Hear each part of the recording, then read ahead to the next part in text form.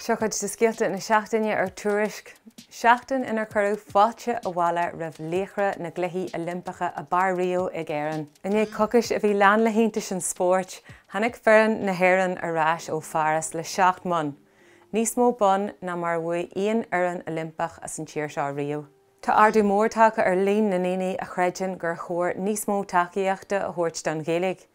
I Bubblebreith ar bhain an cólacht taide margaíochta Ireland Thinks de chunú na Gaeilge, dúirt 7 híon fan chéad do dhaoine gur chóir don stát níos mó tacaíochta a thabhairt don Gaeilge. Tá maith níos measa a thuair don oideachas lean Gaeilge, mar dagan athrú ar folasaí na rinne oideachais a díol bonú scolanna lean Gaeilge. Tá cruinniú a lárag ag an fáras patrúnachta an patrún is mó ar scolanna lean Gaeilge leis an rinn oideachais han blaiseadh ar an titim a tátacha ar líon na náltaí a tuag fáil oideachais trí Gaeilge.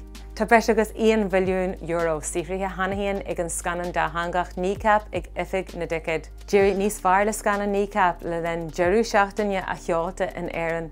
Na aon scanan eile a rinneú sa tír seo ó seáladh The Banshees of Inisherin in 2022. Tá grianghrafanna nár fáisiú riomhanna de Sian McGowan agus the Pogues, a chur amach a leor nua le grianghrafaúir agus cainteoir lífa Gaeilge as Tibradaran.